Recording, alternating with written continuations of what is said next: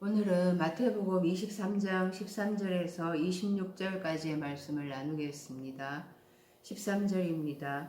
화 있을진저 외식하는 서기관들과 바리새인들이여, 너희는 천국 문을 사람들 앞에서 닫고 너희도 들어가지 않고 들어가려 하는 자도 들어가지 못하게 하는도다. 14절에는 없음이라고 되어 있습니다. 헬라어 성경 스테판 역본에는 13절 본문이 14절로 되어 있어요. 그러니까 13절이 빠져 있다는 것입니다. 빠진 13절이 마가복음 12장 40절, 누가복음 20장 47절에 기록이 되어 있습니다. 그러니까 우리가 주로 보는 헬라어 역본은 스테판 역본, 또 알란드 역본이 있습니다. 우리 개역 개정 성경은 알란드 역본을 기준으로 해서 번역을 했습니다. 그런데 그 노트북에 내 사랑하는 책에서 보는 역본은 스테판 역본입니다. 별 차이는 없는데 중요한 부분에 차이가 있어요. 그러니까 스테판에는 나와 있는데 알란드 역본에는 안 나와 있습니다. 그런 것들이 있다라는 거죠. 복음서에 지금 개역개정에 지금 복음서에 14절이 없다라고 되어 있잖아요. 그런데 아까 마가복음 12장 40절 또 누가복음 20장 47절에 나와 있잖아요. 그러니까 그 알란드 역본에는 없는데 다른 역본에는 있다라는 거예요. 알란드 역본에는 없는데 스테판 역본에는 있다라는 거죠. 그래서 알란드 역본에 이 모순이 있습니다. 알란드 역본 전체가 틀린 것인가? 또 그건 아니거든요. 스테판 역본에도 중간중간 틀린 곳이 나옵니다. 그래서 우리가 알란드 역본과 또 스테판 역본과 서로 대조를 해가면서 봐야 하는 것입니다. 앞서 예수님께서는 무리와 제자들에게 그 자기 우상화를 하는 서기관과 바리새인의 죄를 드러내시고 그들을 본받지 말라고 말씀을 하셨습니다. 계속해서 서기관과 바리새인의 죄를 드러내시고 책망을 하십니다. 그 13절 스테판 역본의 해석을 해놨습니다.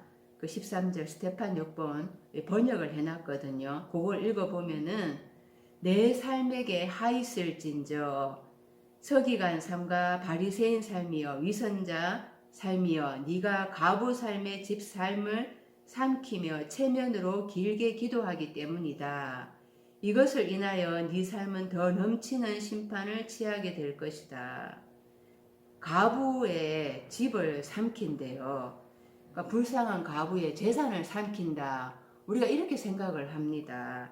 이 집은 성전을 의미하거든요. 가부가 케라인데요.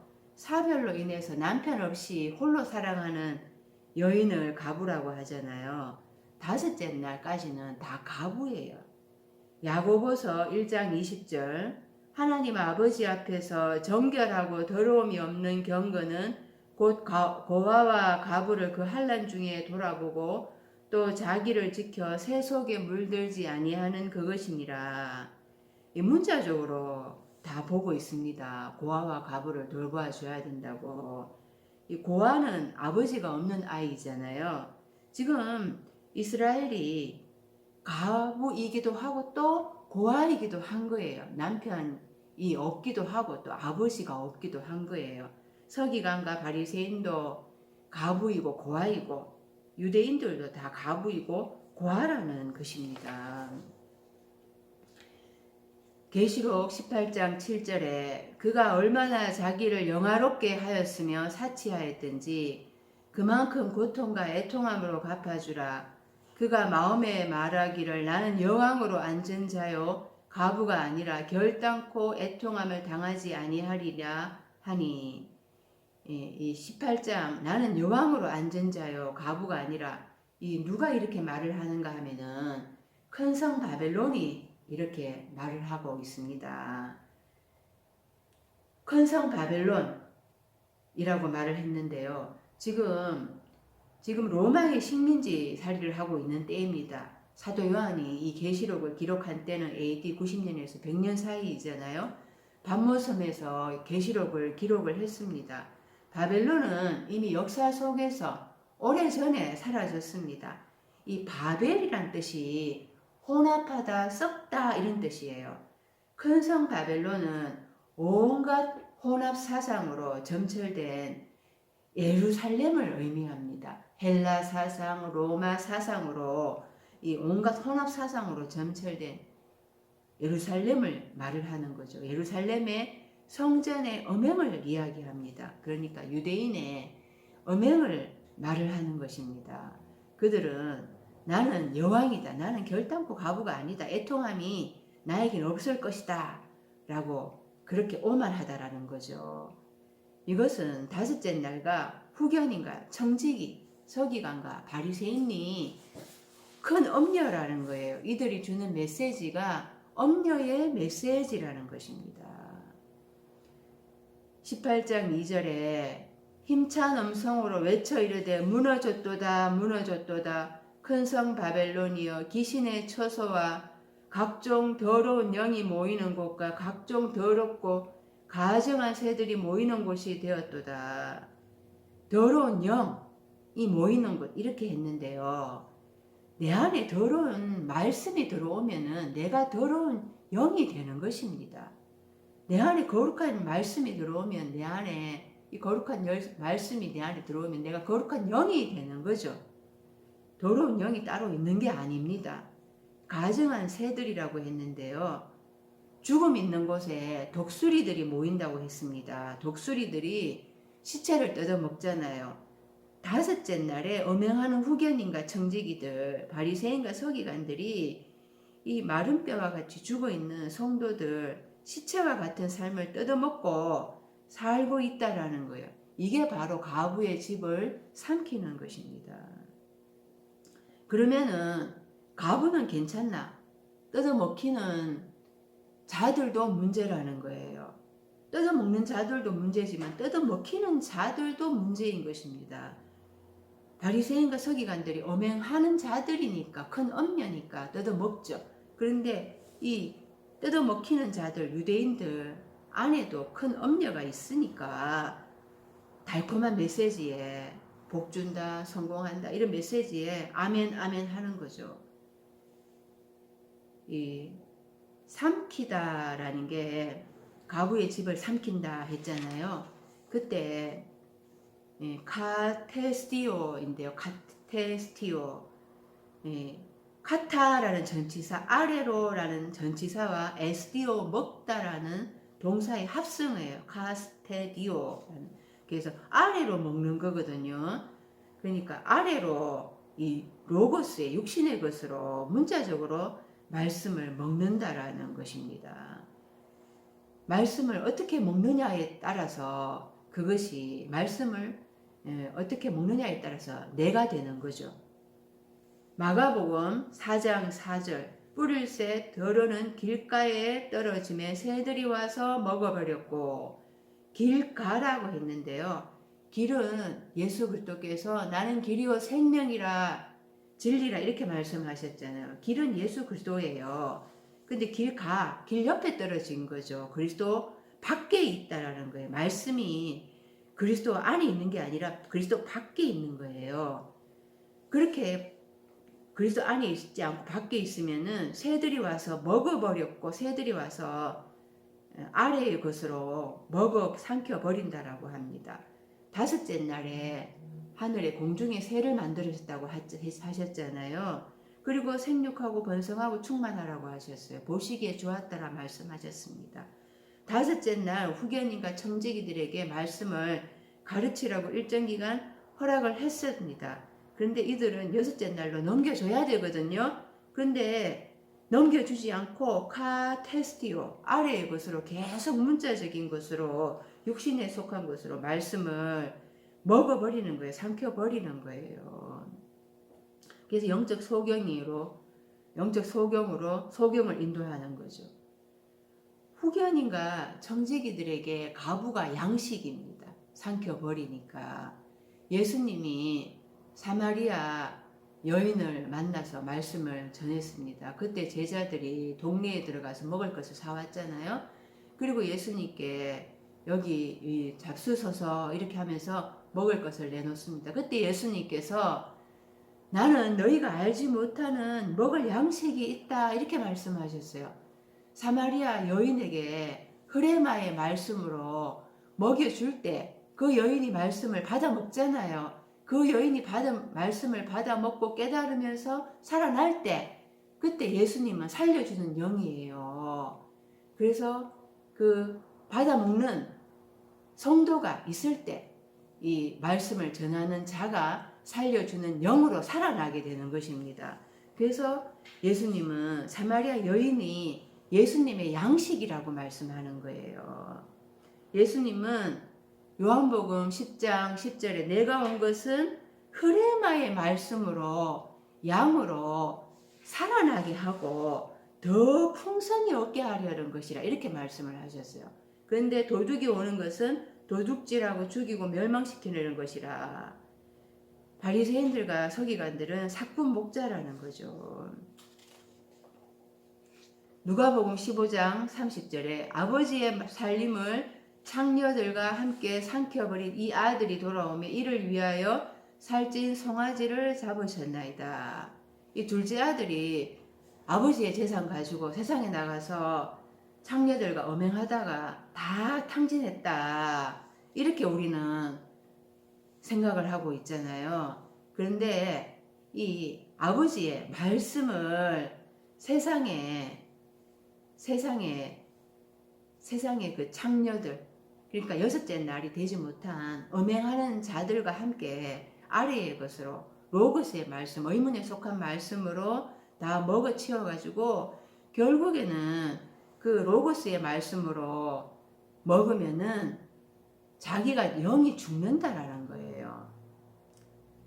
그래서 이 로고스로 육적으로 문자적으로 읽으면 그게 바로 엄행하는 것인데요. 그러니까 성경에서 진짜 복이라는 게 무슨 뜻인가를 깨닫지 못하면 계속 물질적인 복만 추구합니다. 그것이 그에게는 덫이 되는 거죠.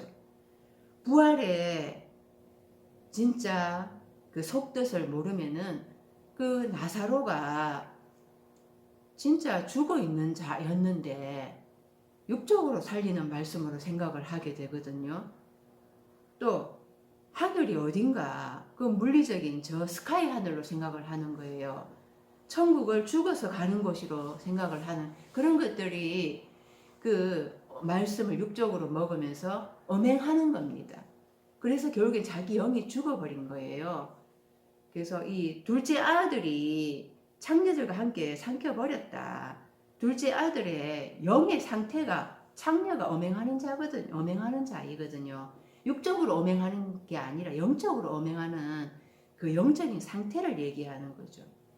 깨닫지 못하고 그냥 문자적으로 읽으면은 결국에는 그 전하는 목회자도 죽고 영적으로 죽고 또 받아먹는 성도도 죽어버린다라는 것입니다. 그런데 참 가부가 있습니다.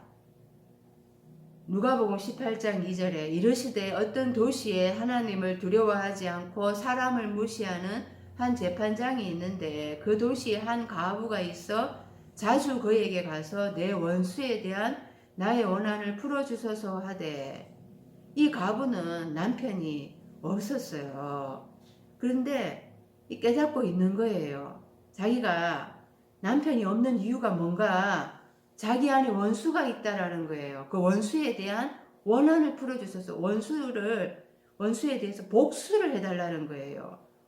진짜 가장 큰 원수는 누구입니까? 내 안에 있는 사단인 거예요.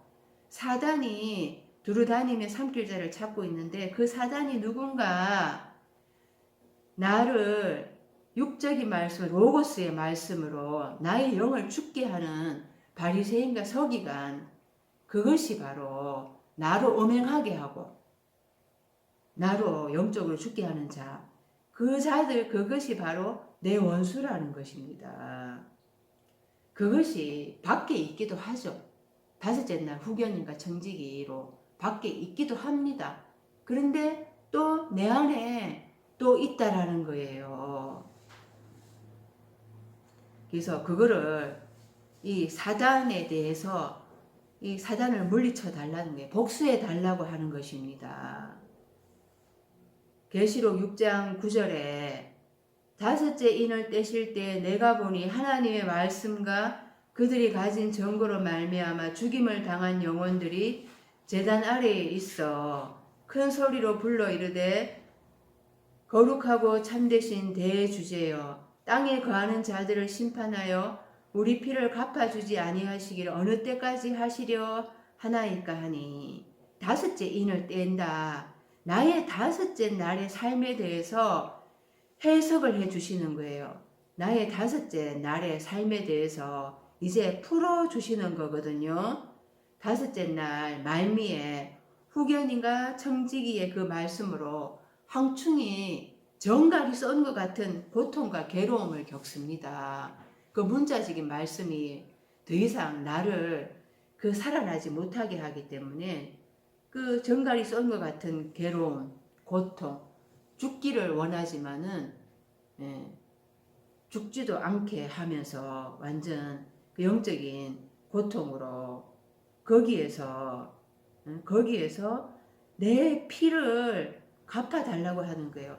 그 말씀 때문에 공고해서 기가를 당하고 있는데 영적으로 죽어 있는데 그러면서 하나님 앞에 기도를 하는 거죠. 참 말씀을 갈망합니다. 참 말씀으로 내가 살아나게 해 주십시오.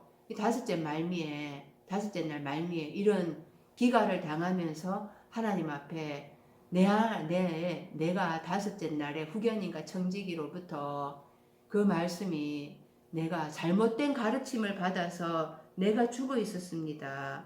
나를 신원하여 주십시오. 그들에게 나의 피를 갚아 주십시오. 복수해 주십시오. 이렇게 기도를 하는 그 때가 다섯째 날 말미라는 거예요. 그러니까 왜 복수해 주시 않습니까? 그런데 11절에 각각 그들에게 흰 두루마리를 주시며 이르시되 아직 잠시 동안 쉬되 그들의 동무종들과 형제들도 자기처럼 죽임을 당하여 거수가 차기까지 하라 하시더라. 이 동무종들이 누구냐? 형제들이 누구냐? 바깥에서 찾으면 안 됩니다. 바리새인과 서기관 삶이 내 안에 있다라는 것입니다. 육적으로 그렇게 계속 문자적으로 말씀을 보고 흐레마의 명의 말씀, 예수님의 말씀을 듣지 않는 그 자기 고집을 버리지 않는 그 삶이 바로 내 안에 있다라는 겁니다. 그거를 동무종들, 형제들 이렇게 하니까 다른 어떤 자라고 생각을 하는 거예요. 어떤 그들도 어떻게 말씀 때문에 고통을 당하는 자들이 있어가 그 자들도 다 수가 차야 되나? 그게 아니라 내 안에 내부적으로 바리새인과 서기관 이 삶이 다 깨어지고 이들의 육신적인 이 삶이 내 안에서 무너져야 된다라는 것입니다. 그럴 때 하나님이 여섯째 날로 넘어오게 해 주신다라는 거죠. 외부적으로도 바리새인과 서기관이 있습니다. 후견인과 청지기가 있습니다. 또 내 안에도 같이 있다라는 것을 깨달아야 하는 것입니다. 그래서 이들이 받을 심판이 크다라고 합니다. 심판은 크리마인데요. 계시록 17장 1절 또 일곱 대접을 가진 일곱 천사 중 하나가 와서 내게 말하여 이르되 이리로 오라. 많은 무리에 앉은 큰 엄녀가 받을 심판을 네게 보이리라. 큰 엄녀가 바리새인과 서기관이라 그랬잖아요. 땅의 임금들도 그와 더불어 음행하였고 땅에 사는 자들도 그 음행의 포도주에 취하였다. 이 성도들도 바리새인과 서기관과 함께 음행의 포도주 말씀이거든요. 음행케 하는 그 말씀에 같이 취했다라는 거예요. 바리새인과 서기관들이 음행의 메시지를 던져주면은 성도들도 같이 받아 먹으면서 거기에 같이 취해서 먹고 마시고 뛰고 놀았다라는 것입니다. 심판은 요한복음 9장 39절 예수께서 이르시되 내가 심판하러 이 세상에 왔으니 보지 못하는 자들은 보게 하고 보는 자들은 맹인이 되게 하려 함이라 하시니. 보는 자들은, 본다고 하는 자들은, 나는 안다고 하는 자들은 결코 하나님께서 그 눈을 영적으로 열어주시지 않습니다. 나는 보지 못하는 소경입니다. 이렇게 마음이 낮춰진 자들, 다 빼앗긴 자들에게 예수님이 오셔서 영적으로 눈을 열어주셔서 깨닫게 해주시는 거죠. 깨닫지 못하는 거, 그게 바로 심판이라는 거예요. 14절에 없다라고 되어 있잖아요. 그런데 스테판 6번으로 보면은, 이제 번역을 해놨죠. 하 있을진저, 내 삶에게 하 있을진저, 서기관 삶과 바리새인 삶이여, 위선자 삶이여, 네 삶은 사람 삶 앞에서 하나님 하늘나라, 하늘 삶의 나라를 잠그고 있다. 왜냐하면 네 삶은 들어가지 않고 들어가려는 삶을 들어가도록 놓아주지 않는다. 이게 지금 이제 개역의 13절에 되어 있어요. 13절로. 이제 천국이라고 되어 있는데요. 이제 원어로 보면은 하늘 삶의 나라이거든요. 하늘 삶의 나라. 우리가 하늘 나라, 하나님 나라 이렇게 얘기하잖아요. 그래서 바실레이아가 나라입니다. 마태복음 6장 10절에 나라가 임하시오며 이렇게 주기도문으로 간절하게 기도합니다. 나라가 임하게 해달라고. 그런데 그 나라가 정작 무엇을 의미하는지는 못 깨닫고 있다는 거죠. 추상적이고 너무나 막연하게 생각을 하고 있어요. 계시록 1장 6절에 그의 아버지 하나님을 위하여 우리를 나라와 제사장으로 삼으신 그에게 영광과 능력이 세세토록 있기를 원하노라. 아멘. 우리를 나라와 제사장으로 삼으신대요. 교회 나와서 예수 믿기만 하면은 제사장이다. 막 이렇게 막 축복해 줍니다. 그런데 이 나라와 제사장으로 삼았다고 했는데 이게 헬라어로 포이에오 해가지고 행하다라는 이제 뜻인데요. 내부적으로 일을 하는 거예요. 예수 그리스도의 흐레마의 말씀이 내 안에 들어가면은 그 영의 말씀은 생명, 참 생명이 있어서 나를 살아나게 합니다. 그래서 나를 일곱째 날까지 끌고 가요. 그 말씀이 내 안에서 살아 역사하기 때문에. 그래서 이 나라는 일곱째 날이 되는 거를 나라라고 하는 거예요. 제사장도 일곱째 날이 돼야지 제사장이 될 수가 있는 겁니다.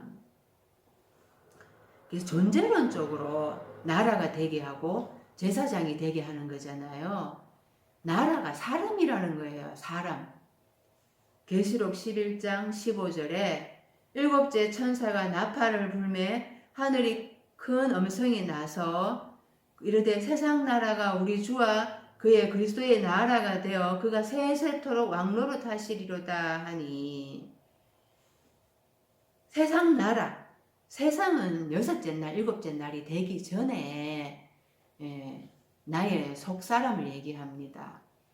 야생, 본성이 남아있는 거죠. 인간의 그 옛 자아가 남아있는 거. 그게 세상이거든요. 그냥 바깥 세상 이걸 말을 하는 게 아닙니다. 성경에서는.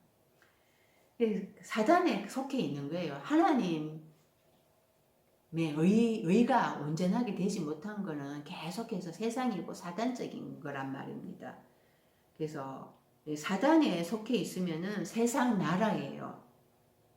우리나라가 일제 36년 종살이 했잖아요. 그래서 언어도 말살 정책을 펴서 못 쓰게 하고 이름도 개명을 시키고 또 정신대가 있어가지고 많은 고통을 당했습니다. 그 다섯째 날까지 그 사단에 종살이 하면서 세상 나라가 되어 있는 거죠. 그래서 거기에서 그래서 교회 다니고 있는 거예요. 입만 열만 하나님 아버지 주여 주여 하지만은 그 속에 있는 거는 전부 세상적인 거예요. 엄행하고 있다라는 것입니다. 그게 세상 나라라는 거예요. 교회 다니지만은 그런데 일곱째 천사가 나팔을 불면서 일곱째 나팔에 이제 다 깨달아지면서 그리스도의 나라가 된다라는 거예요. 이제 그 세상 나라에서 놓여나게 돼서 그리스도에 속한 그리스도의 나라가 된다라는 거예요. 그리스도의 그리스도에 속한 나라, 그리스도의 빛이 들어오면은 어둠이 사탄이 물러가서 점점 빛으로 충만하게 되는 그 상태. 그래서 말과 행동으로 그리스도가 드러나게 되는 거죠. 사단을 물리칠 수 있는 권세가 생겼어요. 사단에 더 이상 종살이 하지 않습니다. 일제 치하에서 독립국가가 됐잖아요. 종살이 하는 데서, 사단이 종살이 하는 데서 이제 독립국가가 된 것, 그게 그리스도의 나라가 되는 것입니다. 마태복음 11장 11절에 내가 진실로 너희에게 말하노니 여자가 낳은 자 중에 세례 요한보다 더 큰 이가 일어남이 없도다. 그러나 천국에서는 극히 작은 자라도 그보다 크니라. 세례 요한은 다섯째 날에 예언자예요. 그러니까 마지막 예언자자, 구약의 마지막 예언자죠. 예수님이 오시기 전에 다섯째 날까지 마지막 예언자인데, 아무리 다섯째 날까지 성령의 역사가 대단하고 오리라 한 엘리야가 세례 요한이잖아요. 엘리야가 얼마나 큰 성령의 역사가 있었습니까? 그런데 아무리 다섯째 날까지 성령의 역사가 체험이 있다 하더라도, 위대한 사역을 했다 하더라도 여섯째 날로 넘어오지 못하면은 세례 요한보다 더 크다라는 겁니다. 예수님이 여섯째 날 예언자로 왔잖아요. 예수님이 아기 예수로 탄생을 하셨어요. 그래서 아무리 그 여섯째 날에 영적으로 이제 처음으로 어린아이로 시작한다 하더라도 다섯째 날에 위대한 예언자 세례 요한보다 더 큰 자라고 말을 하는 것입니다. 여섯째 날로 넘어오지 않으면 다섯째 날에 그 모든 위대한 사역들, 체험들, 성령의 체험, 그것은 여섯째 날 넘어오지 않으면 그 소용이 없다라는 거예요. 12절 세례 요한의 때부터 지금까지 천국은 침노를 당하나니 침노하는 자는 빼앗느니라. 그래서 여섯째 날을 이제 들어와 가지고 시간이 지나면은 되겠지, 막연하게 생각을 하면 안 된다라는 거예요. 여섯째 날 들어오는 것도 쉽지가 않았어요. 다섯째 날 말미에 고통이 있었거든요. 그래서 강을 건너왔습니다. 하나의 강을 건너왔죠. 그런데 막연하게 되겠지, 이 생각을 가지고 있으면 안 된다라는 거예요. 침노를 해야 한다라는 겁니다. 구하고 찾고 문을 두드려야지 된다라는 것입니다. 나라가 되기 위해서는 그런 진노하는 열심이 있어야 된다라는 거예요. 이 하늘 삶의 나라를 바리새인과 서기관이 잠그고 있다라고 했잖아요. 이 잠그다라는 게 뭔가, 계시록 21장 25절 낮에 성문들을 도무지 닫지 아니하리니 거기에는 밤이 없음이라. 새 예루살렘 성전입니다. 이때는 하나님과 희생양이신 그래서 예수가 함께 계시잖아요. 그러니까 빛이에요. 완전 빛으로 충만한 낮이에요. 밤이 아니고 어둠이 없다라는 거죠. 그때는 닫지 않는데요. 잠그지 않는데요. 그런데 이 낮이기 때문에, 밝기 때문에 이제는 사탄을 분별을 할 수가 있고 잠글 수 있는 권세가 있다라는 거거든요. 이렇게 되려 그러면은 마태복음 25장 10절 신부가 먼저 혼인잔치에 들어갈 수 있어야 됩니다. 그들이 사러 간 사이에 신랑이 오므로 준비하였던 자들은 함께 혼인잔치에 들어가고 문은 닫힌지라. 5명은 슬기로운 자들은 기름 준비했기 때문에 들어갔어요. 그래서 문이 닫혔대요. 잠궈졌대요. 그 후에 남은 처녀들이 와서 이르되 주여 주여 우리에게 열어주소서. 미련한 어리석은 5 처녀가 와서 열어주소서. 그런데 대답하여 이르되 진실로 너희에게 이르노니 내가 너희를 알지 못하노라. 기름 준비 안 했기 때문에. 기름이 말씀이거든요. 말씀 준비를 공부하고 찾아보고 자기 것으로 만들지 못했기 때문에, 자기 삶으로 만들지 못했기 때문에 하늘의 그 혼인잔치의 문이 잠겨졌다고 하는 것입니다. 그래서 혼인잔치에 먼저 들어갈 수 있어야 하는 것입니다.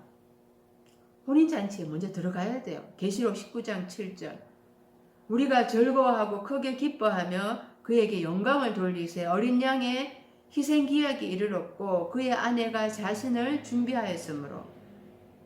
그리스도 신랑의 혼인 기약이 이르렀고 아내, 신부가 자신을 준비했대요. 말씀으로 준비했대요. 그에게 빛나고 깨끗한 세마포 옷을 입도록 허락하셨으니 이 세마포 옷은 성도들의 옳은 행실이로다 하더라. 천사가 내게 말하기를 기록하라. 어린 양의 혼인잔치에 청함을 받은 자들은 복이 있도다 하고 또 내게 말하되 이것은 하나님의 참되신 말씀이라 하기로. 이 성도, 신부, 아내가 말씀이래요. 말씀이 된 자들이 혼인잔치에 들어가서 이 문을 잠그게 되죠. 그리고 나서 신랑하고 이제 혼인잔치에 들어가서 신랑하고 혼인식을 치렀잖아요. 그리고 나서 계시록 20장 3절에 이제 사탄을 무저갱에 던져넣어 잠글 수가 있게 되는 것입니다. 무저갱에 던져넣어 잠그고 그 위에 임봉하여 1000년이 차도록 다시는 만국을 미혹하지 못하게 하였는데 그 후에는 반드시 잠깐 놓으리라. 그러니까 내가 말씀이 되어서 신랑이신 그리스도와 함께 이제 혼인잔치에 들어가 혼인식 치렀잖아요. 그러면 연합이 됐잖아요. 하나가 됐잖아요. 그러면 그때 그리스도 예수가 나와 함께 내 속에서 전쟁을 치를 수가 있게 되는 거예요. 그분이 함께 계시기 때문에 내가 승리할 수가 있게 되는 거죠. 사단을 잡아서 무저갱에 던져 넣어서 잠그고 결박할 수가 있는 거예요. 그리고 그리스도 예수와 함께 1000년 동안 말씀으로 왕노릇하게 되는 거죠. 이렇게 사단을 결박해서 잠글 수가 있어야 되거든요. 그러니까 사단을 결박해서 잠글 수가 있어야 되는 거예요. 그런데 이 바리새인들과 서기관들은 삶의 나라 천국문을 잠그고 있대요. 이 하늘 삶의 나라 천국문을 잠그고 있다. 마태복음 5장 2절 입을 열어 가르쳐 이르시되, 예수님이 산상수훈의 말씀을 전하시는 거잖아요. 입을 열어 할 때 열어가 아노이고라는 단어이거든요. 입을 열어서 가르치시는 거 예수님께서 이제 흐레마의 말씀으로 이제 깨닫게 해주시는 거죠. 이것을 바리새인들과 서기관들이 천국문을 잠근다고 하는 거예요. 하늘 삶의 나라를 잠근다고 하는 거예요. 예수님이 오셔가 영적으로 이제 깨닫게 해주시는데, 해설해 주시는데, 그거를 아무리 예수님이 말씀하셔도 그들은 기가 막혀가지고 듣지 않겠다라는 겁니다. 이게 하늘 삶의 나라 천국을 잠그는 거예요. 예수님의 하나님의 말씀은 많은 물소리와 같잖아요. 우레소리와도 같잖아요. 그 말씀으로 계속해서 문을 두드리고 계시거든요. 근데 내 안에 서기관들과 바리새인의 이 삶이 안 듣겠다고 잠그는 거죠. 그리고 이제 그 천국문을 닫고 너희도 들어가지 않고 들어가려 하는 자도 들어가지 못하게 하는도다 이렇게 했는데, 들어가려고 하는 자들도 놓아주지 않는다라고 해요. 그러니까 이 성도가 이제 여섯째 날로 넘어오려고 하는데 안 놓아준다라는 거예요. 마태복음 24장 2절 대답하이르시되 너희가 이 모든 것을 보지 못하느냐 내가 진실로 너희에게 이르노니 돌 하나도 도리에 남지 않고 다 무너뜨려지리라. 예루살렘 성전의 멸망을 지금 얘기하는 거잖아요. 그런데 그러니까 이제 학자들은 이것을 AD 70년에 로마의 티투스 장군이 이제 예루살렘 성전을 멸망한다 이렇게 이제 예언을 했죠. 그러니까 그렇게 이루어졌습니다. 그죠? 그거를 말을 한다고 하죠. 그렇지만은 뭐 그렇게 이제 또 이루어진 것도 있으니까. 그런데 돌 하나도 도리에 남지 않고 다 무너뜨려지리라 했지만은 헬라어 원어로 보면은 다 결코 붕괴되지 않을 거다 이 말씀을 하고 있습니다. 결코 붕괴되지 예루살렘 성전이 결코 붕괴되지 않을 거라는 거예요. 그러니까 이 말씀을 가지고 AD 70년 그거 예루살렘 성전이 무너지는 거를 말을 하는데 이 말씀은 부정적으로 해서 결코 붕괴되지 않을 거라고 하는 겁니다. 그러니까 이 예루살렘 성전이 다 돌로 해서 이렇게 연결되어서 건축이 되어졌잖아요. 그 돌이라는 게 뭔가 하면은 헬라어로 미도스이고 또 히브리어로는 에벤인데요. 그러니까 돌이 서로 연결되어 있잖아요. 그러니까 한 돌 그러니까 이 바리새인들과 서기관들이 성도를 놓아줘야 되는 거예요. 예루살렘 성전이 뭐냐? 결국엔 내가 성전이거든요. 나의 첫 장막은 무너져야 되는, 육신의 장막은 무너져야 되는 거예요. 그것을 바벨론의 포로로 잡혀가기 전에 예루살렘 성전 다 무너지게 하고 다 불태우게 하셨거든요. 그러니까 나의 육신의 장막은 사람의 손으로 지은 것은 무너져야 하는 것을 그렇게 보여주셨죠. 그런데 바리새인들과 서기관들이 영적 소경이 성도 잃어버릴까봐 결코 안 놓아줍니다. 교회에서 안 놓아줍니다. 여섯째 날로 넘어가게 해야 되는데 그 징검다리 역할을 해야 되는 영적 소경이잖아요. 여섯째 날, 일곱째 날이 있다는 것도 자기들이 몰라요. 그러니까 계속 붙들고 있습니다. 막. 독수리들이 죽음 있는 곳엔 독수리들이 있다고 시체와 같은 성도들의 삶을 뜯어먹고 있는 거죠. 안 놓아주는 겁니다. 마태복음 24장 40절 그때 두 사람이 밭에 있음에 한 사람은 데려가고 한 사람은 버려둠을 당할 것이요. 이거를 한 사람은 데려가고 이러니까 휴거라고 얘기를 합니다. 그래서 이거 좋은 거라고 얘기를 하고 한 사람은 버려두니까 무슨 심판받는가 이렇게 또 말을 하거든요. 근데 밭이라는 게 뭐냐 이 덜인데요. 덜 아고라스 해서 야생적인 거예요. 나의 본성적인 삶을 얘기하는 거예요. 다섯째 날까지 본성적인 삶이고 목숨적인 삶이거든요. 영으로 하나님과 교통하지 못하고 있습니다. 그 본성적인 그 삶에서 한 사람은 이제 치함을 받는데 한 사람은 노임을 받는데요. 노임을 받아야지 좋은 겁니다. 다섯째 날 본성적인 그 야생적인 그 삶에서 목숨적인 삶에서 놓여져야지. 그래서 여섯째 날로 넘어와야 되는 거예요. 이게 마태복음 24장이 종말장이잖아요. 그러니까 종말이 와서 나의 육신의 장막이 다 무너지는 나의 개인적인 종말 이게 오면은 나는 여섯째 날 넘어오게 되는 거예요. 노임을 받게 되는 거예요. 그래서 하늘의 해달별이 다 무너지고 그게 좋은 거예요. 종말이 나한테 올 때 내가 드디어 육신의 것들이 다 깨뜨려지면서 노임을 받게 되는 거죠. 15절 하 있을진저 외식하는 서기관들과 바리새인들이여 너희는 교인 한 사람을 얻기 위하여 바다와 육지를 두루 다니다가 생기면 너희보다 배나 더 지옥 자식이 되게 하는도다. 육지와 그 바다와 육지라고 했는데요. 바다가 달라사인데 헬라어로는 얌이라고 합니다. 얌. 창세기 1장 9절 하나님이 이르시되 천하의 물이 한 곳으로 모이고 묻이 드러나라 하시니 그대로 되니라. 하나님이 묻을 땅이라 부르시고 모인 물을 바다라 부르시니 하나님이 보시기에 좋았더라. 이 셋째 날이잖아요. 바다를 이제 만드시고 묻이 드러나게 해서 땅이라고 하셨어요. 이 둘째 날에 노아 홍수가 있었잖아요.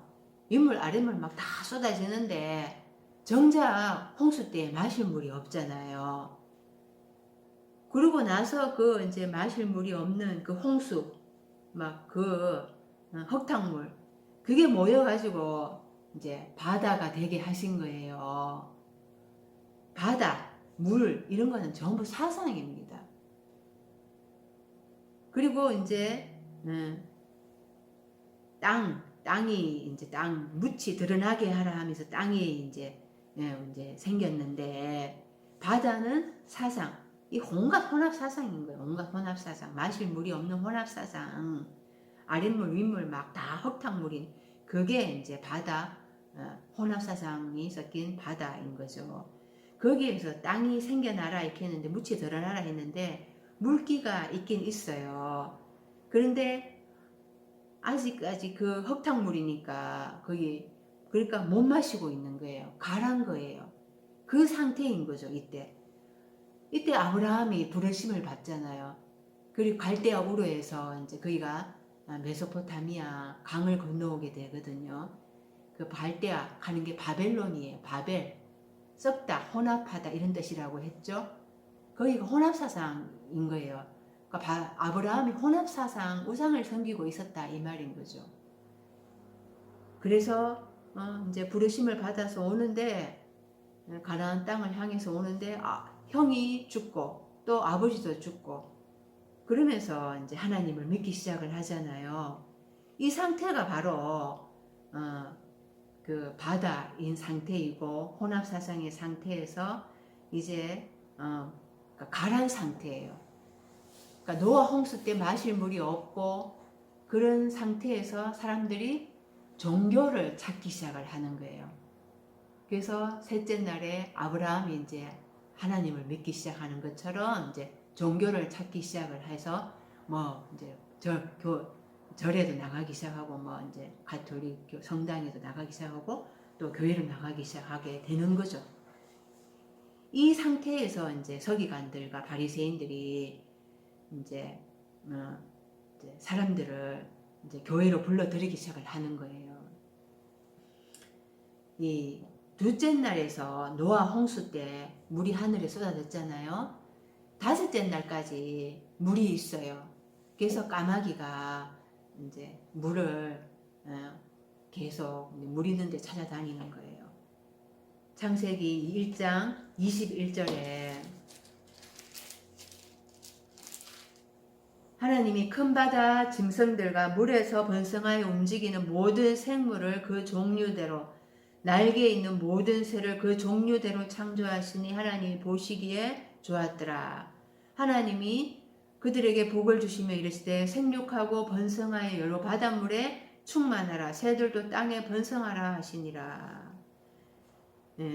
이제 둘째 날부터 물이 있어가 셋째 날 바다를 만들고 그 다섯째 날 바다에 큰 바다 짐승들 그래서 생육하고 번성해라 했죠. 그래서 다섯째 날에 이 생육 번성합니다. 온갖 사상들이 난무하는 거예요. 춘추 전국 시대로. 그래서 교회가 숫자가 많잖아요. 그런데 마태복음 4장 18절에 갈릴리 해변에 다니시다가 예수님께서 갈릴리 해변에 다니시다가 두 형제 곧 베드로라 하는 시몬과 그의 형제 안드레가 바다에 검을 던지는 것을 보시니 그들은 어부라. 예수님이 갈릴리 바다에 고기 낚는 어부들을 제자로 부르셨어요.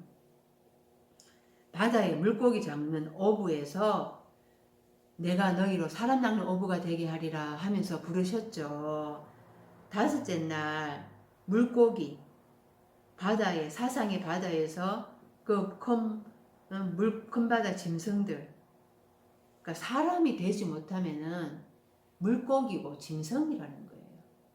여섯째 날 들어와서 이제 허레마의 말씀으로 영이 조금씩 떠이잖아요. 영이 조금씩 이제 하나님과 교통이 되기 시작을 해요.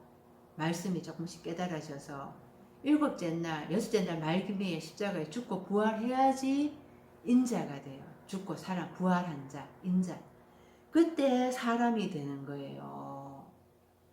그 인자가 되지 못하면은 그 전까지는 다 물고기예요. 짐승이에요. 베드로, 안드레 다 다섯째 날 다섯째 날 그 교회에서 사역하는 사역자들이었습니다. 예수님이 이들을 이제는 여섯째 날로 건너오게 하면서 말씀을 깨닫게 하시면서 이제 물고기에서 사람을 만드는, 사람 되게 하는 그런 사역을 하게 하시겠다라는 겁니다. 크세로스 하면은 마른, 말라버린 이런 뜻인데요. 둘째 날 홍수해서 다 흙탕물이니까 마실 물이 없어서 가라다 그랬잖아요. 아브라함이 그래서 교회 나오게 됐다 그랬어요. 그래서 넷째 날 교회 나오고 다섯째 날 복을 받아요. 근데 다섯째 날 이제 말미가 되면은 그때 또 마실 물이 없어서 기갈을 당한다고 다섯째 날 말미에 황충이 정갈이 쏜 것 같은 건세로 사람을 괴롭게 한다고 했습니다. 그때 또 마르게 되는 거죠. 누가복음 5장 2절에 예루살렘에 있는 양문 곁에 히브리 말로 베데스다라 하는 못이 있는데 거기 행각 다섯이 있고 그 안에 많은 병자, 맹인, 다리 저는 사람, 혈기 많은 사람들이 누워 물의 동함을 기다리니 이는 천사가 가끔 못에 내려와 물을 움직이게 하는데 물에 움직인 후에 먼저 들어가는 자는 어떤 병에 걸렸든지 낫게 되미르라. 그러니까 예루살렘에 있는 양문 곁에 베데스다 행각 다섯, 그러니까 다섯째 날까지의 그 사상으로는 다 병들어 있었다 이 말인 거예요. 그래서 병자이고 맹인이고 다리 저는 사람, 혈기 마른 사람, 육적인 이야기가 아니라 영적인 이야기죠. 그 생수를 마시지 못해서 다 병들어 있는 그 상태에 예수님이 오셔서 고쳐주시는 거예요. 말씀으로. 그러니까 먼저 들어가는 자는 이 다섯째 날 물로 동함을 얻는 자가 있었는 거예요. 우리도 그렇게 해서 은혜 입었죠. 그런데 더 이상 이제 기갈을 해결하지 못해서 병들어 있게 되는 거예요. 거기에서 예수님이 이제 그 말라 있는 상태에서 예수님이 고쳐준다는 겁니다. 다섯째 날에 사상의 바다에서 혼합 사상의 바다에서 사역하는 그 자들을 물에서 이제 건져내시는 거예요. 예수님께서. 그래서 이 마르다라는 게 히브리어로는 야베시인데요. 야베시, 마르다. 에스겔서 37장 11절에 또 내게 이르시되 인자야 이 뼈들은 이스라엘 온 족속이라 그들이 이르기를 우리의 뼈들이 말랐고 우리의 소망이 없어졌으니 우리는 다 멸절되었다 하느니라. 에스겔 선지자에게 그 예루살렘 성전에 우상을 섬기는 모습들을 보여주셨잖아요.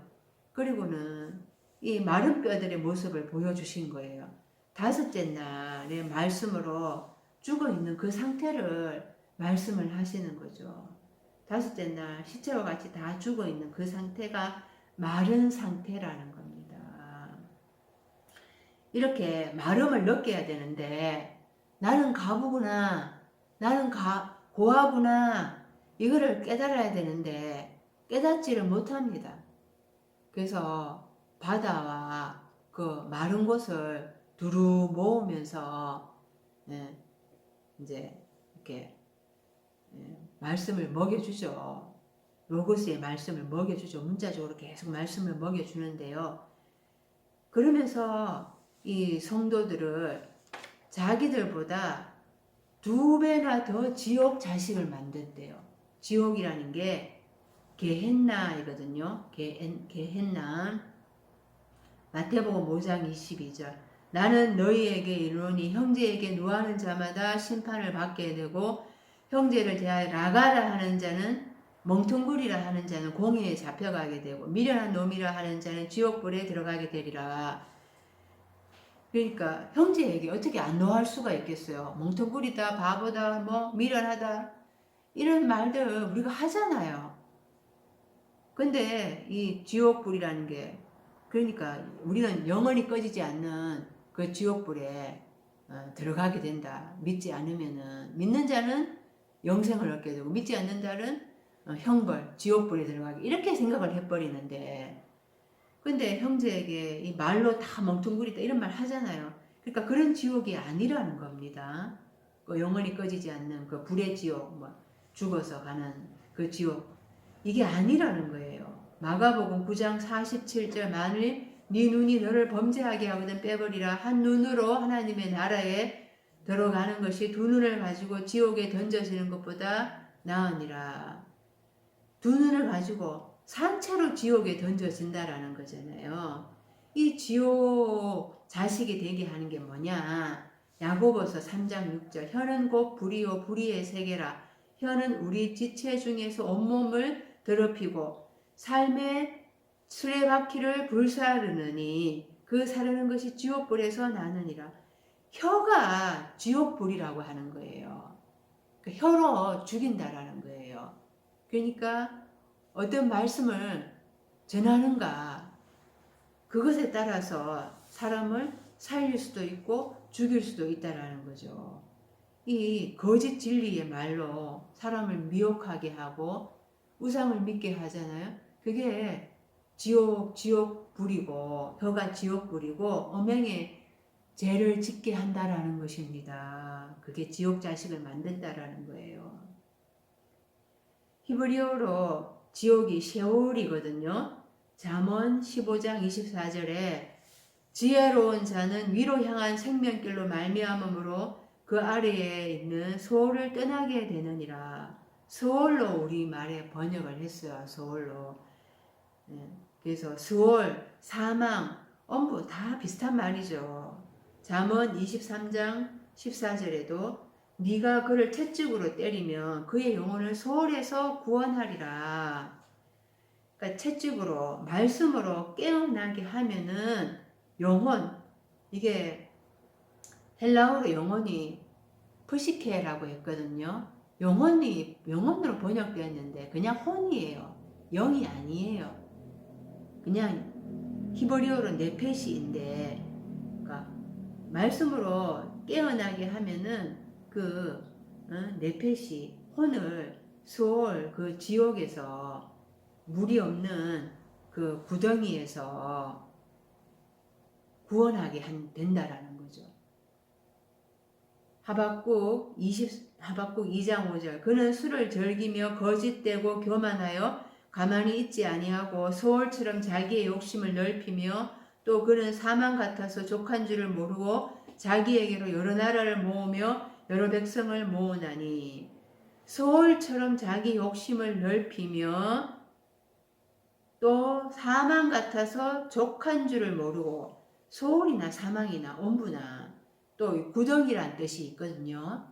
그래서 이 깊은 구덩이, 물 없는 구덩이 그래서 마셔도 물이 없으니까 계속 기가를 느끼는 거예요.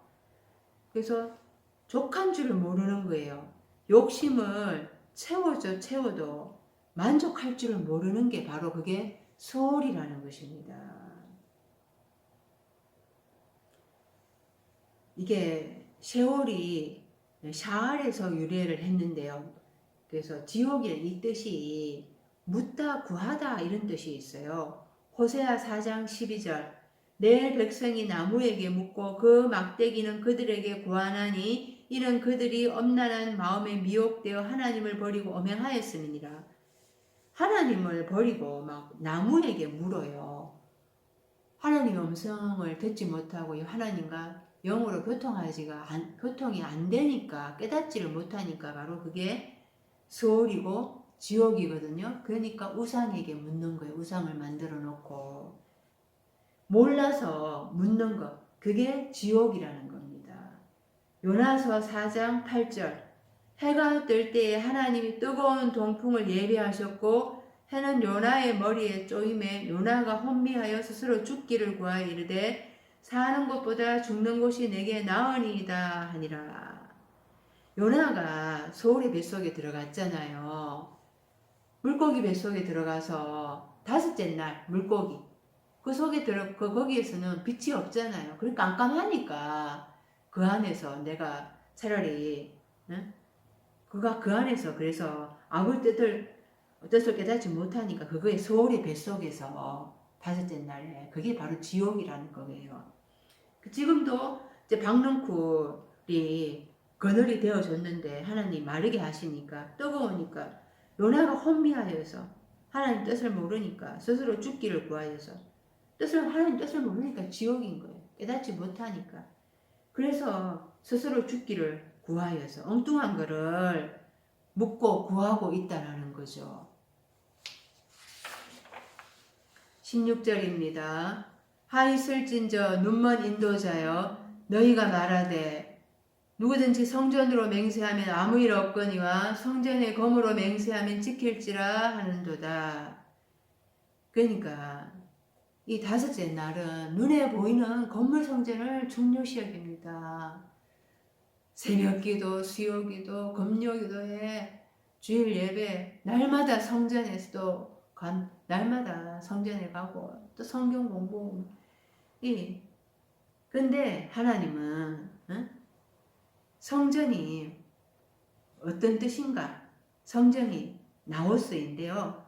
마가복음 14장 58절 우리가 그의 말을 들으니 손으로 지은 이 성전을 내가 헐고 손으로 짓지 아니한 다른 성전을 사흘 동안에 지으리라 하더라 하되 손으로 지은 이 성전 사람의 말로 사람의 로고스로 의문에 속한 것으로 그리고 사람의 전통과 유전으로 지은 그 성전 이거는 다 무너져야 된다는 거예요. 진짜 하나님의 흐레마의 말씀 영으로 지어지는 영의 성전이 되어야 한다라는 거죠. 그렇게 되면은 영의 성전은 새 예루살렘 성 할 때 새는 카이노스라고 해서 그 카이노스는 영원히 시들지 않는 거거든요. 소멸되지가 않습니다. 하나님 말씀은 영원토록 살아있다 그랬잖아요. 요한복음 2장 21절 그러나 예수는 성전된 자기 육체를 말씀하신 것이라. 예수님은 육체로 오셨어요. 그래서 육신은 죽어야 하는 거예요. 그래서 하나님은 우리가 하나님의 성전이라고 말씀하셨잖아요. 고린도전서 3장 16절에 그리고 계시록 11장 1절에 또 내게 지팡이 같은 갈대를 주며 말하기를 일어나서 하나님의 성전과 제단과 그 안에서 경배하는 자들을 청량하되 지팡이 이게 말씀입니다. 갈대도 말씀이에요. 자로 재잖아요. 그래서 말씀으로 청량을 해야 되는 거예요. 말씀이 기준이 돼야 되거든요. 그 말씀은 흐레마의 말씀이 기준이 돼야 되는 거예요. 그 말씀으로 나의 모든 것들을 청량을 해봐야 되는 거예요. 짧으냐 기냐 무게를 달아봐서 더 나가도 안 되고 덜 나가도 안 되고 그렇게 청량을 해야 되거든요. 로고스의 말씀은 기준이 될 수가 없습니다. 그러니까 출애굽기에 하나님께서 모세를 부르셔서 얼마나 자세하게 성막을 짓는가를 가르쳐 주셨잖아요. 그것은 진짜 영의 성전이 지어지는 것의 모형이죠. 하나님이 가르쳐 주신 그 양식대로 모세에게 성막을 짓도록 너무나 꼼꼼하게 가르쳐 주셨잖아요. 출애굽기에서. 그런데 이 성전을 어떻게 지어가는가 그게 바로 성경이에요. 성경대로 지어가야 되는 거거든요. 호레마의 말씀으로 깨달아져서 내가 영으로 성전을 지어가야 되는 거예요. 그게 성전 이제 청량을 하면서 지어가야 되는 거죠. 이런 참 성전을 지어가야 되는데, 그런데 그냥 건물 성전만 생각을 합니다. 그리고는 성전으로 맹세하면은 아무 일 없다는 거예요. 영의 성전, 그리스도의 내가 그리스도의 영의 말씀으로 지어진 참 성전이 되면은 참 성전이 돼야 되거든요. 참 성전, 내가 예루살렘 거룩한 성이 돼야 되잖아요. 그게 일곱째 날에 들어가야 되는 거예요. 그거를 좀 이따 20절에서 21절, 22절에서 이제 말씀을 하고 있으세요.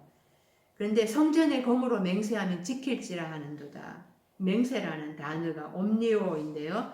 히브리서 6장 13절에 하나님이 아브라함에게 약속하실 때 가리켜 맹세할 자가 자기보다 더 큰 이가 없으므로 자기를 가리켜 맹세하여.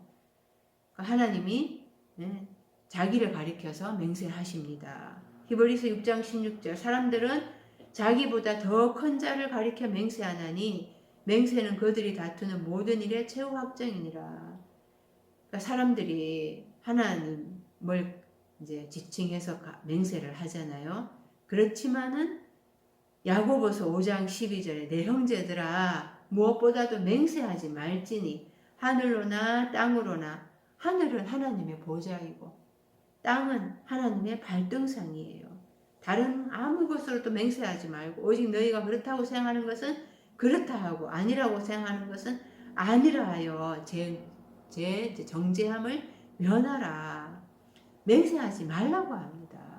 맹세는 하나님만이 하실 수 있는 거라고 합니다. 그것을 베드로를 통해서 보여주셨습니다.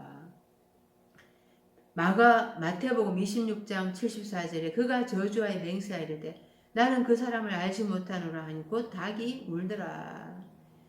육신의 한계 때문에 인간은 아무리 맹세한다 하더라도 실수할 수밖에 없고 그것이 곧 죄를 짓게 되는 거라는 겁니다. 17절에 어리석은 맹인들이여 어느 것이 크냐 그 검이냐 그 검을 거룩하게 하는 성전이냐. 당연히 성전이 중요하죠. 영으로 지어지는 거룩한 새 예루살렘 성전이 되면은 검은 성전이 나에게서 나오는 거예요. 내가 어떤 가치를 가지고 있는가. 내가 세상 임금, 그 가이사의 것은 가이사에게, 내가 세상 임금 사단에게 속해 있으면 그 세상 임금의 형상과 글이 내게 기록되어 있으면은 그것은 가이사에게 드리라 그랬잖아요. 내가 어떤 가치를 지니고 있는가? 나에게 내가 하나님의 형상과 글이 기록되어 있는 데나리온이면 하나님께 드리라 그랬잖아요. 어떤 가치를 지니고 있는가가 검이거든요. 거룩한 성전이 되면은 당연히 거룩한 검을 하나님 앞에 드릴 수가 있게 되는 거예요. 하나님의 참 성전이 되면 이제 진짜 검을, 진짜 나의 삶을 드릴 수가 있게 되는 거죠.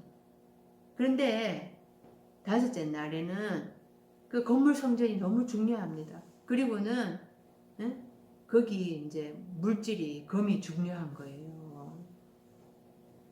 그래서 진짜 성전이 되지 못하면은 그 가짜 금, 가짜 그 모형 그거 붙들고 천국 갈 수 있다고 생각하는 겁니다.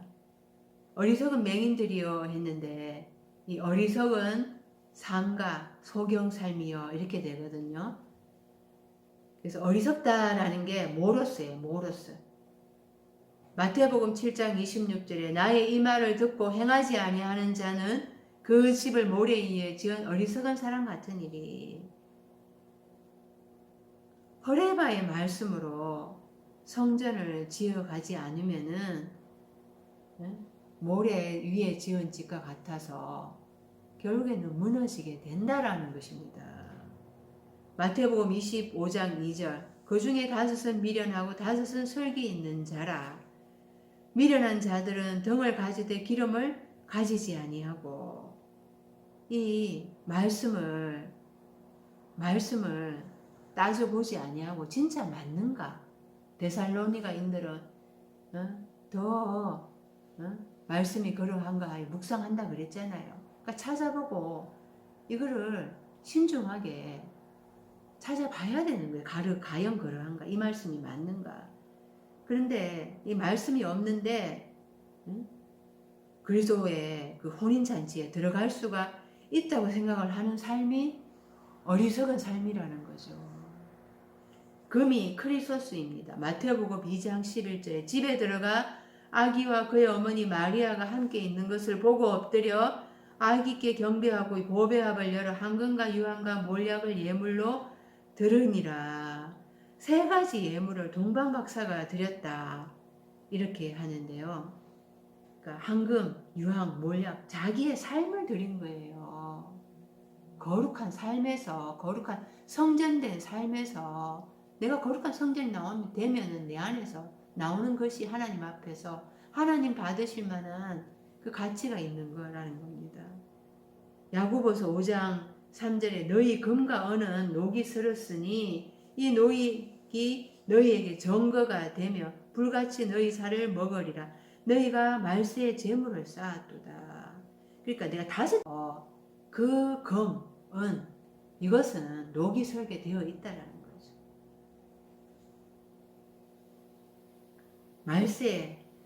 말세에 다섯째 날까지 내가 신앙생활 열심히 합니다. 그래서 그게 재물 쌓은 거예요. 다섯째 날까지 재물 쌓은 거. 그게 있어야지 또 여섯째 날로 건너와서 또 그걸로 또 영의 성전을 지어가게 되는데요. 그러니까 다섯째 날에 부한 것, 다섯째 날에 하나님으로 부한 게 아니라 자기 의로 부하게 되거든요. 그래서 부자 청년이 내가 이러한 것들 계명들 다 지켰습니다. 이렇게 얘기하잖아요. 그러니까 자기 의로 부한 거예요. 그게 금인가 은이에요. 내가 가짜 성전 로고스로 지었을 때 가짜 성전으로 계명 이러한 거 다 지켰습니다. 그게 부한 재물이죠. 그런 것들 녹이 썰고. 근데 내가 진짜 성전이 되었을 때는 이제 진짜 금 가치 있는 것, 그걸로 내 삶으로 하나님 앞에 드리는 것, 그게 또 금이고요. 계시록 9장 7절에 항충들의 모양은 전쟁을 위하여 준비한 말들 같고 그 머리에 금 같은 간 비슷한 것을 썼으며 그 얼굴은 사람의 얼굴 같고 이게 다섯째 날에 인을 뗄 때에 그 말씀이거든요. 이때 다섯째 날 나팔이에요. 그래서 항충들 메뚜기거든요. 메뚜기가 거짓 예언자를 얘기하는 거예요. 메뚜기가 들판을 지나가면은 다 썰어가고 먹을 게 안 남아있다 그러잖아요. 그렇게 다 썰어가 버리는 거짓 예언자. 그 머리에 금 같은 면류관, 가짜 금 면류관을 쓰고 있다라는 거예요.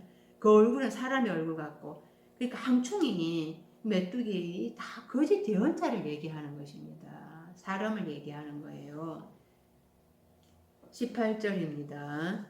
너희가 또 이르되 누구든지 제단으로 맹세하면 아무 일 없거니와 그 위에 있는 예물로 맹세하면 지킬지라 하는도다. 19절 맹인들이 어느 것이 크냐? 그 예물이냐? 그 예물을 거룩하게 하는 제단이냐? 제단이라는 게 디시아스테리온인데요. 제단, 번제단을 얘기합니다. 번제단. 그래서 히브리어로는 올라라고 하는데요. 그러니까 번제라고 하잖아요. 다 태워버리는 거죠. 창세기 22장 2절에 여호와께서 이르시되 네 아들 네 사랑하는 독자 이삭을 데리고 모리아 땅으로 가서 내가 네게 일러준 한 산 거기서 그를 번제로 드리라. 이삭, 그러니까 거기서 이삭을 다 태워버리라. 그러니까 모리아 땅이 예루살렘을 말을 하거든요. 여기에 예루살렘 성전이 지어지죠. 예루살렘 성문 밖에서 예수님께서 십자가를 지시고 돌아가셨습니다. 그것을 미리 아브라함이 이삭을 죽이는 걸로 이렇게 말씀을 하시는 거예요. 그래서 이삭을 죽이라. 어? 내 안에 그 아들 이삭이 백세에 태어났으니까 얼마나 애지중지했겠습니까? 그것을 내가 사랑하는 것, 내 안에 하나님보다 더 사랑하고 섬기는 것, 내 육신적인 것, 이런 거 다 못 박아 죽이라는 거죠. 번제로 태워버리라는 거예요. 내 육신적인 거, 이런 거 다 불태워버리라는 것입니다. 내가 제단이 돼야 되는 거죠. 내가 제단이 되어라는 거예요. 출애굽기 28장, 29장 18절 그 순양 전부를 제단 위에 불사르라. 이는 여호와께 드리는 번제요 이는 향기로운 냄새니 여호와께 드리는 하제니라. 제물을 제단 위에 불사르라. 하나님께서 나의 죽음을 구약의 제사를 통해서 가르쳐 주신 거예요. 이사야서 1장 11절 여호와께서 말씀하시되 너희의 무수한 제물이 내게 무엇이 유익하뇨. 나는 순양의 번제와 살찐 짐승의 기름에 배불렀고 나는 수송아지나 어린 양이나 순염소의 피를 기뻐하지 아니하노라. 하나님이 그 짐승을 가지고 나의 죽음을 원하셨는데 형식적으로 계속 짐승만 잡고 있는 거, 이것을 하나님께서 기뻐하지 않는다라고 말씀하시는 것입니다. 그것을 구약을 통해서 보여주셨을 때 예수님과 함께 나의 십자가에 죽음을 원하신다라는 것을, 내가 제단이 되어야 된다라는 것을 우리는 깨달아야 되는데 구약에서는 그것을 깨달을 수가 없었던 것입니다. 예물이 도론이에요. 도론. 히브리서 11장 4절 믿음으로 아벨은 가인보다 더 나은 제사를 하나님께 드림으로 의로운 자라 하시는 증거를 얻었으니 하나님이 그 예물에 대하여 정언하심이라. 그가 죽었으나 그 믿음으로써 지금도 말하느니라. 이것을 이제 예물이 히브리어에서는 미나해서 제물이에요. 제물. 창세기 4장 3절에서 아벨과 가인의 사건이 나옵니다. 그것을 히브리서 11장 4절에서 이제 해설을 해주고 있죠. 가인은 창세기 4장 3절에 땅의 소산으로 제물을 삼아 여호와께 드렸고, 땅, 자기 마음밭, 한나라의 사람이거든요. 아담, 가인, 한나라의 사람인 거예요. 한나라의 사람으로는 그 마음밭에서 나오는 것들이 전부 다가 가시떨기에서 육신의 안목, 정욕의 안목, 이생의 자랑이라 그랬잖아요. 한나라의 사람에서 나오는 것들이 전부 본성적인 것들이잖아요. 그래서 그것을 하나님이 받으실 수가 없는 겁니다. 그런데 창세기 4장 4절 아벨은 자기도 양의 첫 새끼와 그 기름으로 드렸더니 여호와께서 아벨과 그의 제물은 받으셨으나 양의 첫 새끼, 양, 그의 첫 새끼 할 때 이게 장자라는 거거든요. 양의 첫 새끼 할 때, 그러니까 자기의 죽음을 의미하는 거죠. 희생양이 죽으셨잖아요. 희생양이 예수님이 희생양으로 죽임을 당하셨어요. 그것이 예수님의 죽음이 그것을 믿기만 하면 되는 게 아니라 내 죽음이 같이 있어야 되는 겁니다. 거기에서 기름 가장 좋은 거잖아요. 그것까지 함께 드렸대요. 그래서 당연히 하나님이 받으시는 거죠. 그러니까 내가 제물이 되어야 된다라는 거예요. 말라기 1장 13절 요 만군의 여호와가 이르노라 너희가 또 말하기를 이 일이 얼마나 번거로운가 하며 코웃음치고 훔친 물건과 저는 것 병든 것을 가져왔느니라. 너희가 이같이 봉헌물을 가져오니 내가 그것을 너희 손에서 받겠느냐 이는 여호와의 말이니라. 나는 제물, 희생제물 너희가 무수하게 가져오는 거 나는 원하지 않는다 이렇게 말씀하셨잖아요. 훔치고 저는 것 병든 것 내가 절고 있고 영적으로 붉고 영적으로 병들어 있는 거 내가 제물인데 그것을 받지 않는다라는 거죠. 하나님께서. 그래서 이 어느 것이 크냐 16절부터 성전이 크냐, 뭐 성전을 맹세하면 지킬지라 하는도다. 또 18절에 제단이 크냐, 또 그 위에 있는 예물로 맹세하면 지킬지라. 이런 것들에 대해서 이제 답을 주시고 계십니다. 당연히 우리는 뭐 제단이 크고 성전이 크고 이렇게 생각을 하지만은, 그런데 정작 눈에 보이는 건물 성전 중요시 여기고 있고, 우리는 하나님 앞에 제물, 그렇게 구약의 백성들이 제물 바친 것처럼 하나님 앞에 예물 드리면 이것으로 나의 구원은, 내가 구원을 얻기 위해서 내가 할 몫은 하고 있다, 이렇게 생각을 하는 거예요. 그런데 그 본질적인 뜻을 알아야 되는 거죠. 하나님은 정말 무엇을 원하시는가. 20절에 그러므로 제단으로 맹세하는 자는 제단과 그 위에 있는 모든 것으로 맹세하며, 제단이 디시아스테리온이라고 했는데요. 계시록 20장 4절, 또 내가 보좌들을 보니 거기에 앉은 자들이 있어 심판하는 권세를 받았더라. 또 내가 보니 예수를 정언한가 하나님의 말씀 때문에 목배임을 받은 당한 자들의 영혼들과 또 그의 그 짐승과 그의 우상에 경배하지 아니하고 그들의 이마와 손에 그의 표를 받지 않은 자들이 살아서 그리스도와 더불어 1000년 동안 왕노릇하니, 이 자들이 제단이 된 자들이에요. 말씀 때문에 십자가에 자기를 못 박은 자들인 거예요. 이렇게 자기 죽음이 있어야 된다라는 겁니다. 21절에 또 성전으로 맹세하는 자는 그 성전과 그 안에 계신 이로 맹세하며, 계시록 21장 22절에 성 안에서 내가 성전을 보지 못하였으니 이는 주 하나님 곧 전능하신 이와 및 어린 양이 그 성전이시니라. 새 예루살렘 성전이 그 안에 하나님 계시고 희생양이 계시니까, 그러니까 내 안에 내가 하나님과 그리스도와 함께 되었다, 이 말인 거죠. 남편과 하나로 연합된 상태인 거예요. 내가 성전이 되는 거예요. 성전이.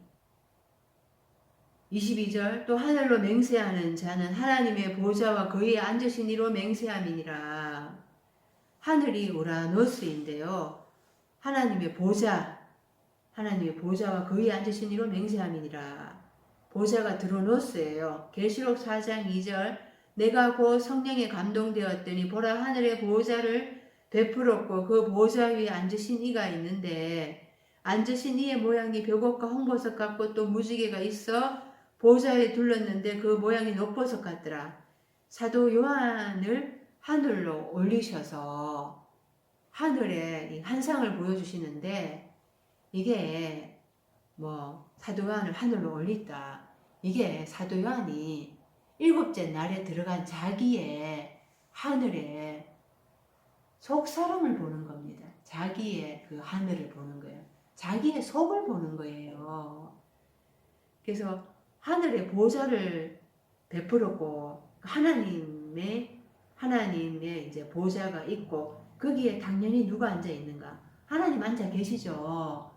그건데 그 하나님이 물론 하나님 맞아요.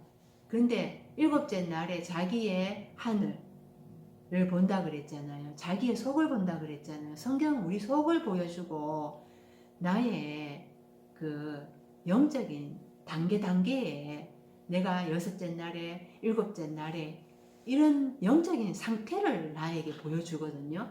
그러니까 일곱째 날에 이제 들어갔을 때에 나의 상태를 보여주는 거예요. 그러니까 하나님이 앉아 계시죠. 그런데 그 하나님이 과연 누구냐? 물론 초월적인 하나님 맞아요. 그런데 하나님은 내가 일곱째 날에 들어갔을 때 나를 아들이라고 해요. 나를 사도라고도 해요. 나를 신부라고도 해요. 근데 그 하나님의 아들 되게 하시잖아요. 그 하나님의 아들은 또 하나님이시잖아요. 나를 하나님 되게 하는 게 하나님의 목적인 거예요. 개의 새끼가 뭡니까? 강아지잖아요. 소의 새끼가 송아지, 또 말의 새끼가 망아지. 다 뭐예요? 개고, 강아지도 개고, 송아지도 소고, 망아지도 말이에요. 하나님의 아들도 하나님이라는 거예요. 그래서 우리가 하나님과 같은 막 전지전능하고 하나님 같이 된다, 이런 게 아니라 요한복음 10장 35절에 하나님의 말씀을 맡은 사람을 신이라 하였거늘, 이렇게 말씀을 하세요. 이때 신이 데오스이거든요. 하나님이죠. 그래서 말씀으로 통치하게 된다, 이 뜻인 거예요. 하나님과 똑같이 되는 게 아니라 말씀을 맡은 자로서 왕으로 통치하는 그런 말씀의 권세를 가지게 된다라는 거예요. 그래서 그 막 벼복과 홍보석 같고 막 너무나 영광스럽잖아요. 무지개가 있어서 보좌에 두른 무지개가 이게 말씀이에요. 말씀은 무지개가 비 온 뒤에 싹 나타나잖아요. 그러니까 그 무지개가 의미하는 게 히브리어로 또 헬라어도 그렇고 말씀이란 뜻을 가지고 있어요. 그래서 이 하늘로 맹세하는 자는 하나님의 보좌와 하나님 됐다, 이 말인 거예요. 일곱째 날에 들어간 상태를 얘기하는 거죠. 그러니까 성전으로 맹세하는 자도 성전이 되는 거, 일곱째 날을 얘기하는 거죠. 제단으로 맹세하는 것도 제단 죽음을 겪고 그래서 일곱째 날에 들어간 상태를 얘기하는 거예요. 23절 하 있을진저 외식하는 서기관들과 바리새인들이여 너희가 박하와 해안과 근처에 11조는 들이되 율법에 더 중한 바 정의와 긍휼과 믿음은 버렸도다. 그러나 이것도 행하고 저것도 버리지 말아야 할지니라. 그래서 원어로 보면은 이제 그 박하와 해안과 구빈초 그 근처라고 하는데 이것도 이제 11조로 드리고 또 율법에 더 중한 바 의, 긍휼, 믿음 이것도 같이 해야 된다. 이런 삶도 행하고 저런 삶도 놓아주지 않음이 마땅하다. 이것도 행하고 11조도 드리고 율법에 더 중한 것, 그 의와 긍휼과 심판도 같이 행해야 된다. 이렇게 이제 번역을 할 수가 있습니다. 11조 이게 이제 우리말로 11조라고 번역을 했잖아요. 헬라어로 아포데카토인데 아포라는 전치사 분리하다 이런 뜻을 가지고 있어요. 데카토는 열이라는 뜻입니다. 열이 10번째라는 뜻을 가지고 있어요. 10번째. 그래서 이제 히브리어에서는 마세르 이게 이제 그러니까 부해진 것 10번째의 것 이 말이 10번째 것 이 말이요. 그러니까 10의 10을 얘기하는 거예요. 10번째라는 거 10의 10을 얘기하는 거예요. 그래서 아사르 하면은 부유하다, 풍부하다. 그러니까 이제 이게 또 에세르에서 열, 10이란 뜻이 있는데요. 그러니까 열이라는 뜻, 10이라는 뜻은 부유하다, 풍부하다라는 뜻을 가지고 있어요. 그러니까 부유해진 것에서 나오는 것. 그러니까 10 전체를 다 드리는 것. 그게 그 10 전체를 다 드리는 거니까 11조가 아니죠. 그죠? 전체를 다 드리는 거를 이제 그게 이제 하여튼 전체를 다 드리는 거예요. 10번째 것. 전부를 다 드리는 거죠. 부해진 전부를 다 드리는 거예요. 창세기 14장 20절에 너희 대적을 내 손에 붙이신 지극히 높으신 하나님을 찬송할지로다 하매 아브라함이 그 얻은 것에서 10분의 1을 멜기세덱에게 주었더라. 아브라함이 그 롯을 구해 오면서 이제 전리품에서 10분의 1을 멜기세덱에게 주었대요. 근데 10분의 1이 아니거든요. 이게 10분의 1이라고 우리말에서 번역이 되어 있지만 마세르이에요. 마세르. 부한 것을 멜기세덱에게 주었더라. 멜기세덱이 의의 왕인 거예요. 의의 왕. 그래서 이 11조에 이제 이게 근거다 이렇게 얘기를 하는데 이게 멜기세덱은 의의 왕, 의의 왕은 누구입니까? 그리스도인 거죠.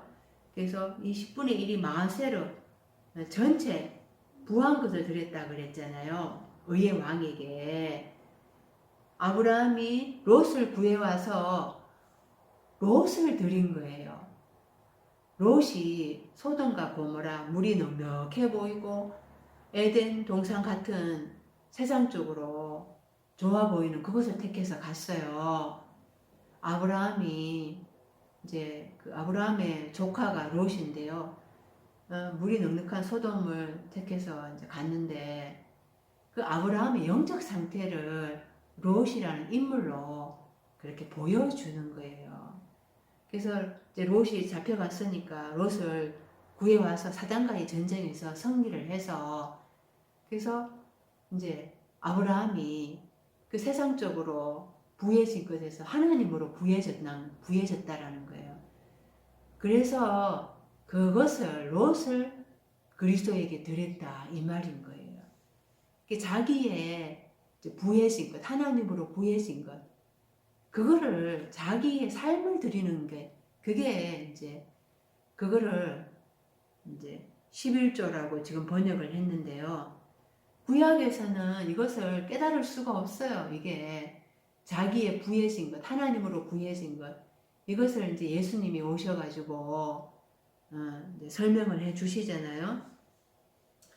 그 멜기세덱이 히브리서에서 이제 좀 이따 설명을 해 드릴게요. 멜기세덱이 그리스도다. 이것을 창세기는 이제 창세 구약에서부터 부해진 것을 드리는 거다라고 하지만 이걸 문자적으로 생각을 해가지고 물질을 드리는 거 그러니까 11조를 드리는 거 이렇게 생각을 한 거예요.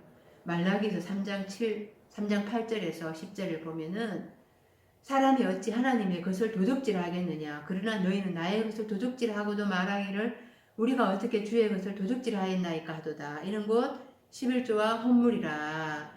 너희 곧 온 나라가 나의 것을 도둑질하였으므로 너희가 저주를 받았느니라. 만군의 여호와가 이르노라.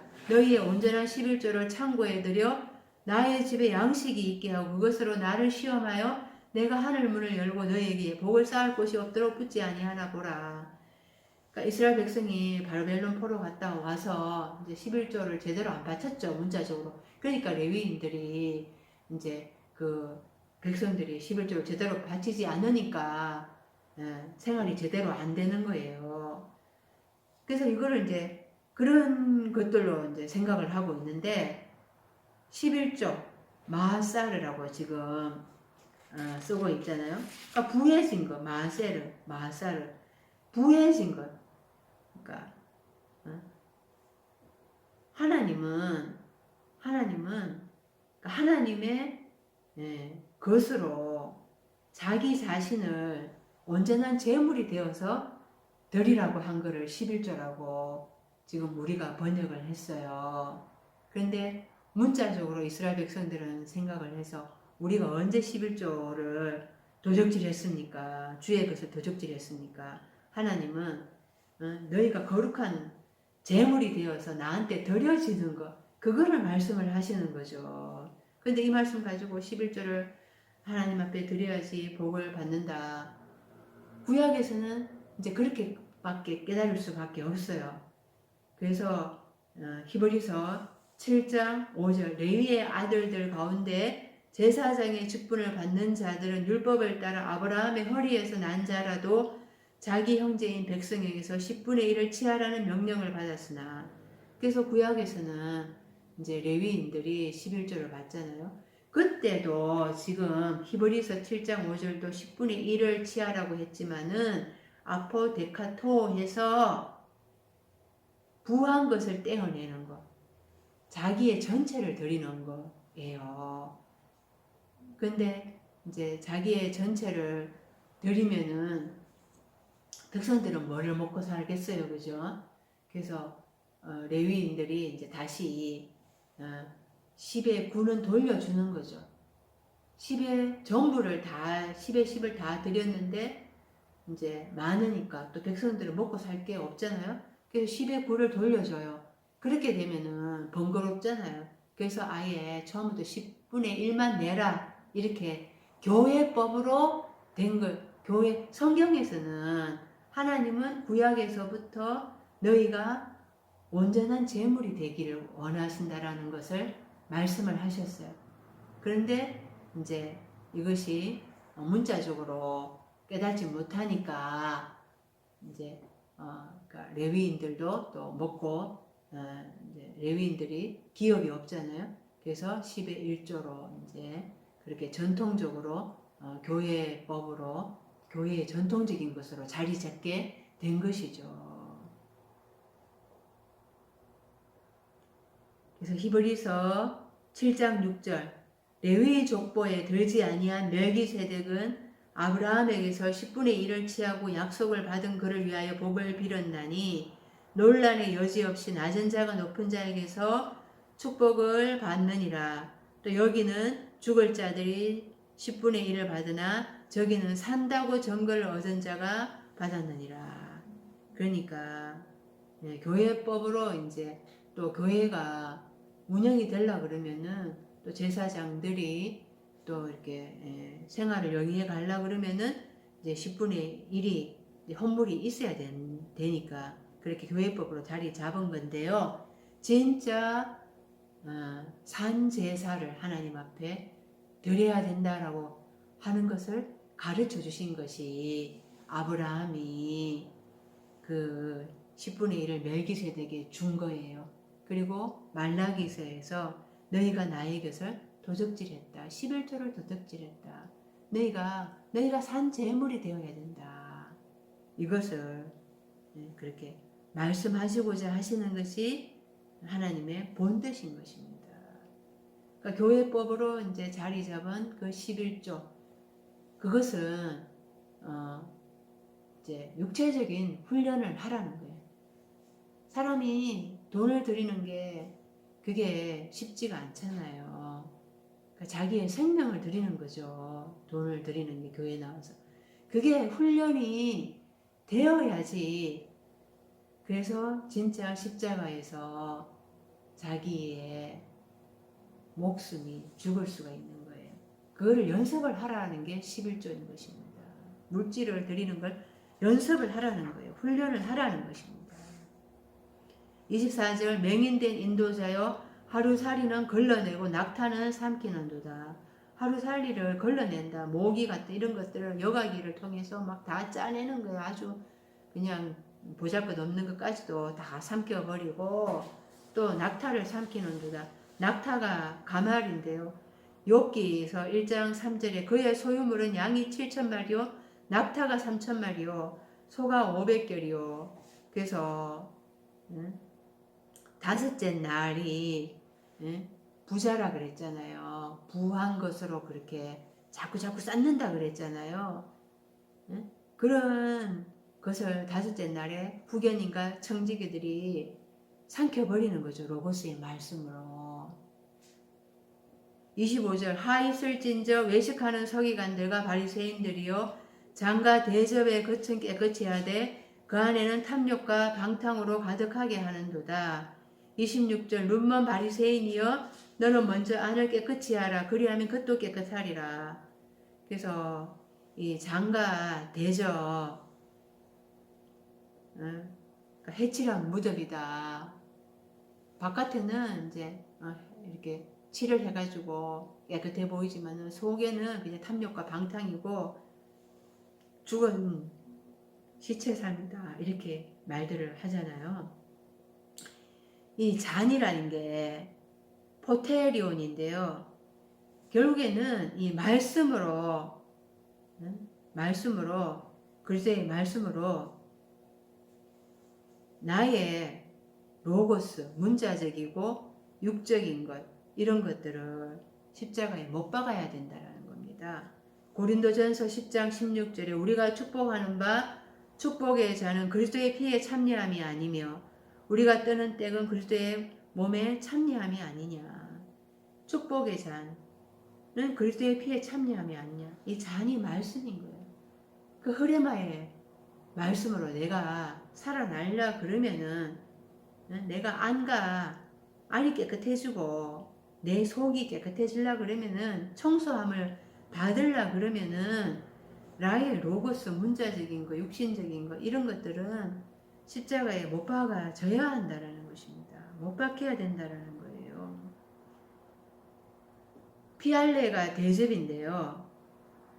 계시록 17장 1절 또 일곱 대접을 가진 일곱 천사 중 하나가 와서 내게 말하 이르되 이리로 오라.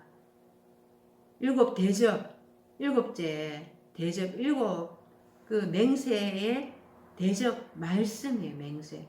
일곱 인은 인을 떼어주는 것.